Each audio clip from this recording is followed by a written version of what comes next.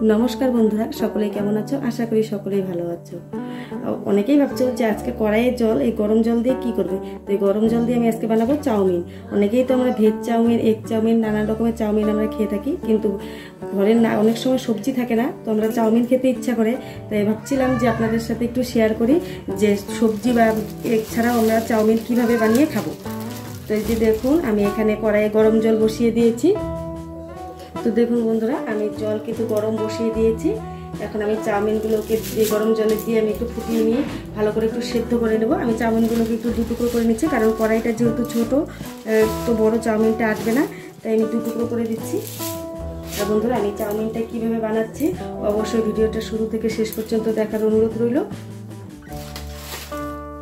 দেখুন আমি এখানে চাউমিন দিয়ে দিয়েছি, এখন আমি ভালো করে সেদ্ধ করে নেব। বেশি আমি নরম করে সেদ্ধ করবো না, তাহলে চাউমিনটা যখন ভাজবো তখন গলে যাবে।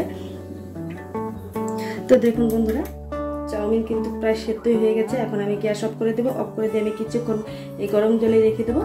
গ্যাস অফ করে দিয়েছি। তো দেখুন বন্ধুরা আমি বেশিক্ষণ গরম জলে রাখিনি, 1 মিনিটের মতো রেখেছি। এখন আমি একটা পাত্রে এই চাউমিনটাকে নামিয়ে নিয়ে জলটা ঝরিয়ে নেব।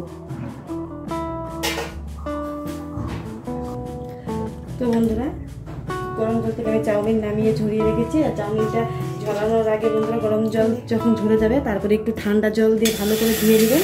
তাহলে কী হবে, চাউমিনটা একদম ঝরঝরা থাকবে, একটার সাথে আরেকটা লেগে ধরবে না। যে দেখুন আমি গরম জল থেকে নামানোর পরে আমি ঠান্ডা জল দিয়ে ধুয়ে নিয়েছি, একদম ঝরঝরা আছে, একটার সাথে আরেকটা লেগে নেই, গলেও যায়নি। তো বন্ধুরা এখন চলুন আমি কীভাবে চাউমিনটা বানাবো সেটাই আমি আপনাদের সাথে শেয়ার করব। তো বন্ধুরা কড়াই গরম হয়ে গেছে, এখন আমি দিয়ে দিচ্ছি সর্ষের তেল। কড়াইয়ের চারপাশে আমি ভালো করে সর্ষের তেলটা লাগিয়ে নিচ্ছি। যদি আমি ভালো করে কড়াইয়ের চারপাশে তেলটা লাগিয়ে নেব। তেল গরম হয়ে গেছে, এখন আমি দিয়ে দেবো এখানে একটা কাঁচা লঙ্কা কুচি। ঝালটা আপনারা যে যেরকম খান সেই পরিমাণ অনুযায়ী দিয়ে নেবেন। আমি কাঁচা লঙ্কাটাকে একটু ভালো করে ভেজে নেব। ভাজা হয়ে গেছে, এখন আমি দিয়ে দেবো সেদ্ধ করে রাখা চাউমিন। তো বন্ধুরা আমি দিয়ে দিচ্ছি সামান্য পরিমাণ লবণ। লবণটা আমি একটু কমই দেবো, যেহেতু আমি একটু মশলা ব্যবহার করবো। সামান্য করে 1/2 চামচ আমি লবণ ব্যবহার করলাম। আর এখানে দিয়ে দিচ্ছি 5টা মশলা। বন্ধুরা এখানে আমি 3 চামচ মশলা ব্যবহার করলাম। এখন আমি ভালো করে চাউমিনের সাথে এই মশলা আর লবণ মিশিয়ে নেব। মিশিয়ে আমি একটু ভালো করে ভেজে নেব।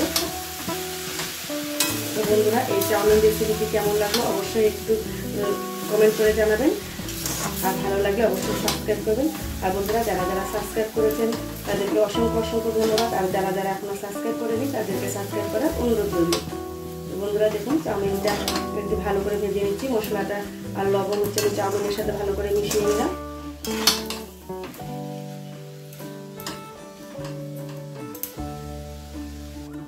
তো দেখুন বন্ধুরা চাউমিন বানানো হয়ে গেছে, এখন আমি একটা পাত্রে সার্ভ করে নেব।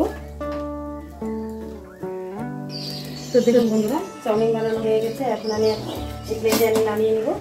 নামিয়ে নিয়ে আমি সার্ভ করে দেবো। অবশ্যই বন্ধুরা এইভাবে চাউমিন বাড়িতে বানিয়ে খাবেন, এটা খুব ভালো লাগবে। আর ভালো লাগলে অবশ্যই একটা লাইক কমেন্ট শেয়ার করবে আর সাবস্ক্রাইব করবে। দেখো আমার চাউমিন বানানো প্রায় হয়ে গেছে। এখন আমি এটা উপর দিয়ে দিয়ে দিচ্ছি সামান্য পরিমাণ শসা কুচি।